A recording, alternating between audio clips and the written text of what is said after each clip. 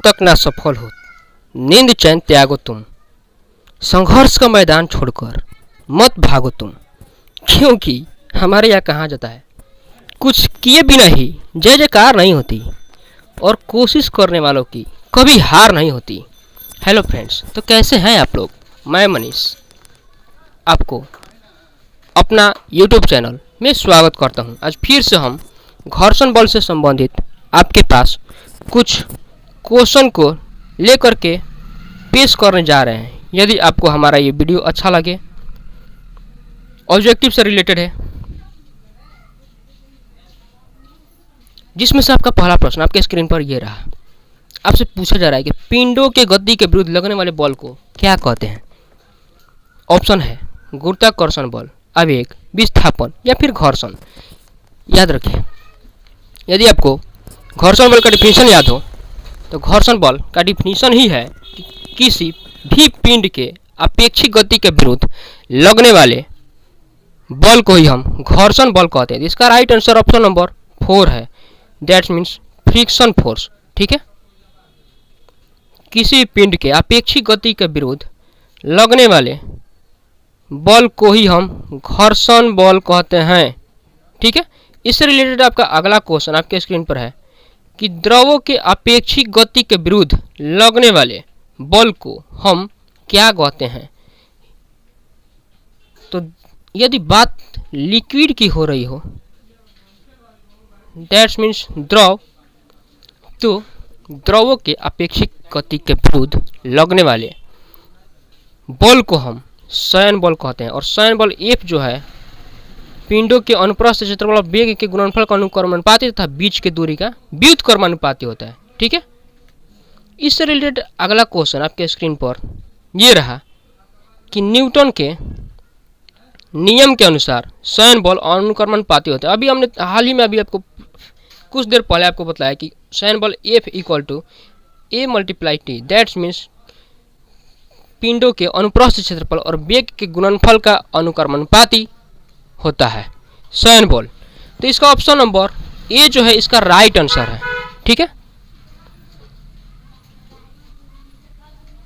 इससे रिलेटेड आपका अगला क्वेश्चन आपके स्क्रीन पर है कि न्यूटन के नियम के अनुसार शयन बल पिंडों के व्युत्क्रमानुपाती होता है। शयन बल F जो है पिंडों के परतों के बीच की मोटाई, दैट्स मीन्स उनके बीच की दूरी का व्युत्क्रमानुपाती होता है और अनुप्रस्थ क्षेत्रफल तथा वेग के गुणनफल का अनुक्रमानुपाती होता है। तो इसका राइट आंसर है ऑप्शन नंबर 1, इसका राइट आंसर है। ठीक वैसे ही आपसे पूछा जा रहा है अगले क्वेश्चन, आपसे स्क्रीन पर दिया गया है कि लैंप में तेल ऊपर चढ़ता है किस प्रक्रिया के कारण? तो लैंप हो, दिया हो, मोमबत्ती हो, उनमें रेशम की बत्ती होती है और रेशम की बत्ती की सहायता से ही, कपास की बत्ती की सहायता से ही घी अथवा तेल जो है ऊपर की तरफ बढ़ता है और इस क्रिया को हम किसी तत्व कहते हैं, दैट्स मीन्स कैपिलरिटी। ठीक है, तो ऑप्शन नंबर इसका जो 1 है इसका राइट आंसर है। ठीक वैसे ही अगला क्वेश्चन आपके स्क्रीन पर है, दिया जा रहा है आपके लिए। आपसे पूछ रहा है कि स्टोक्स के नियम के अनुसार शयन बल F होती है। तो शयन बल स्टोक्स के नियम के अनुसार F equal to 6 pi eta RV। Eta जो एक आपका नियतांक है और इसको हम लोग शयन गुणांक के नाम से भी जानते हैं। तो इससे रिलेटेड आपका देख लीजिए, मिला लीजिए का ऑप्शन कौन है। तो ऑप्शन नंबर 4 में F equal to 3 pi eta RV है। 3 ऑप्शन नंबर भी आपका रॉन्ग है, 2 ऑप्शन नंबर भी आपका रॉन्ग आंसर दिया गया है। तो ऑप्शन नंबर 1 जो है आपका राइट आंसर है। ठीक है, क्योंकि याद रखिए कि स्टोक्स के नियम के अनुसार जो शयन बल F होती है 6 पाई ईटा RV के बराबर होती है। ठीक वैसे ही आपका अगला क्वेश्चन आपसे पूछ रहा है कि द्रव्यों के धारारेखीय वेग के महत्तम वेग को कहते क्या हैं? तो याद रखिए, द्रव्यों के धारारेखीय प्रवाह के महत्तम वेग को हम क्रांतिक वेग, ऑप्शन नंबर राइट इसका 3 जो है इसका राइट आंसर है, दैट्स मीन्स क्रिटिकल वेलोसिटी।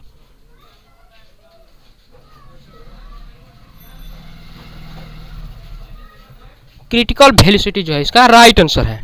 ठीक है, ये कहना बड़ा आसान है कि इंसान को हर हालात में पढ़ना ही चाहिए। दिन भर काम करो और रात को पढ़ाई करो, मगर ये हकीकत नहीं है। हकीकत तो ये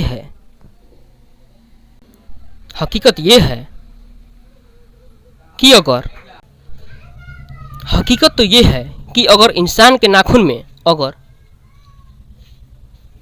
कहीं लकड़ी का एक छोटा सा फांस भी फंस जाए ना, या फिर धंस जाए किसी भी कारणवश, तो बड़े से बड़े साधु महात्मा के प्रवचन की तरफ भी ध्यान नहीं जाता। लकड़ी की छोटी सी फांस जो है इंसान के मन में खटकती रहती है, और बस इसीलिए मैं भी अनपढ़, दैट्स मीन्स इलिटरेट रह गया। क्या करूं? ठीक है, इससे रिलेटेड अगले क्वेश्चन की तरफ आपको हम लिए चलते हैं। घर्षण बल और अभिलंब प्रतिक्रिया बल के अनुपात को क्या कहते हैं? आपका अगला क्वेश्चन जो है स्क्रीन पर यह रहा है। तो याद रखिए कि घर्षण बल जो है F और अभिलंब प्रतिक्रिया बल R के अनुपात जो है ईटा के बराबर होती है। दैट्स मीन्स सैन गुणांक।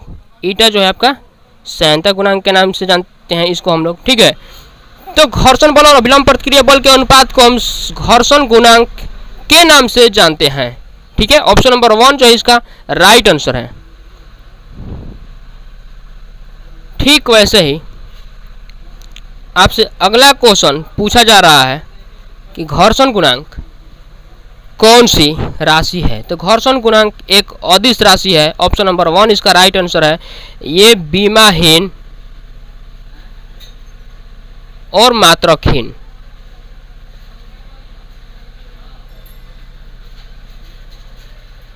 राशि भी है। ठीक है, दैट्स मीन्स कहने का मेरा मतलब ये है कि यूनिटलेस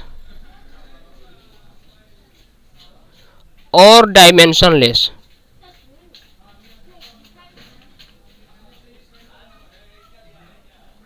यूनिट है, क्योंकि इसका कोई बीमा नहीं होता है और ना ही कोई इसका एसआई यूनिट होता है। अतः घर्षण गुणांक एक अदिश राशि है।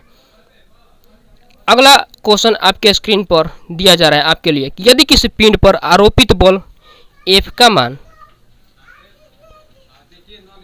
10 न्यूटन और घर्षण गुणांक म्यू का मान 5 है, तो अभिलंब प्रतिक्रिया बल R का वैल्यू क्या होगा? ठीक है, यदि आपको याद हो तो घर्षण बल F जो होता है ना वो म्यू R के बराबर होता है, इसलिए अभिलंब प्रतिक्रिया बल R = F बाई म्यू। ठीक है, इसलिए R बराबर, देखिए तो घर्षण बल का मान दे रहा है आपका 10 न्यूटन और अभिलंब घर्षण गुणांक का मान है 5। इसको अगर डिवाइड करेंगे हम तो 2 बार में कटेगा। ठीक है, तो इसका जो राइट आंसर है ऑप्शन नंबर 3 आपका राइट आंसर है। इसलिए अभिलंब प्रतिक्रिया बल R = 2 न्यूटन कहीं पर आपको दिखाई दे रहा है तो इसका वही राइट आंसर है। ठीक है, करना क्या है? चांदी सोना, जितना पाना उतना खोना, अपनी तो थोड़ी हटके दुनियादारी है। तेरी मुस्कान लिए कभी आती है सुबह, कभी शामें उदास है, बाकी सब फर्स्ट क्लास है। ओके, क्योंकि मोहब्बत करने से पहले मैंने ये शर्त तो नहीं रखा था कि